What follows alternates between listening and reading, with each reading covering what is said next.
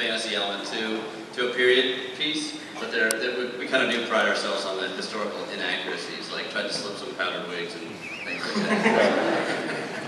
And so, Danny, I guess just keep moving on, but in terms of creating this world, like, where did you start? Where did you when was it jumping off point? Like, you know, Dave and I had talked, we met each other in film school, and we both were really passionate about those early 80s sort of fantasy films like Troll and Deathstalker, Conan the Barbarian, and those were films that we grew up on and loved, and we really just wanted to make a film like that. Not a spoof of one of those movies, but really just make one of those films. And so that's what this was. Yeah, I mean, it's kind of the amazing thing, I think, when you guys get a chance to see the movie, because it has a lot of funny stuff, a lot of funny elements, but you absolutely get sucked into the story. And some of the sequences, some of the action sequences, some of the like fight things going on, it's pretty amazing. You can tell like an audience is laughing a lot, and then they're locked in. And it's funny because even the relationship between you two guys, James and Daniel, really kind of works for an audience. It kind of sucks you in. You care about these idiots in a really great way. Very moving. What do you think about that? Yeah, I love them. You guys have worked together a few times. How does that process-wise? How does that work? Yeah, this is like Pineapple was like, you know, the best experience I could have.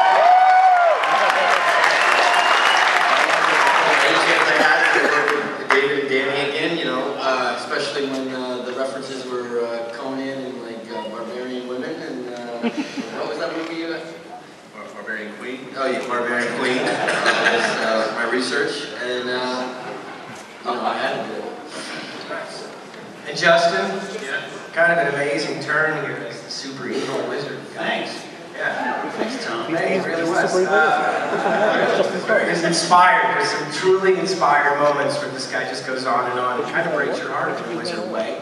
Why don't you talk about just process in terms of the writing, what you guys have done, maybe how you and David and you guys all work together and finding those moments that are both scripted and improv. The script was unbelievable. Like, I read the script and just, it was the funniest, one of the funniest ideas that I had read in a long time. And then, as far as my preparation goes, I watched a lot of Gary Oldman, and I just realized, like, if I could just like kick Gary Oldman's ass, bring it up get better than he did, then I'd be all right. So I watched Excalibur, which I thought was really good. I see anything mentioned, and yeah, I just sort of handed it up. It's awesome. It's great. It's so much fun. But the script was already. When you guys finished the script, was it just massive? Did you go to production with a lot more than you thought you could get? Yeah, I think the first studio, the first time we wrote the first draft, we just kind of let our imaginations go, and I think the studio breakdown for us, like, it was like a $200 million movie, and, which was a little higher than we were shooting for. And so we just had to get creative with it and try to pull it back and make it something that, you know, a studio would be willing to take a risk on, and it wouldn't, you know, sink a small nation.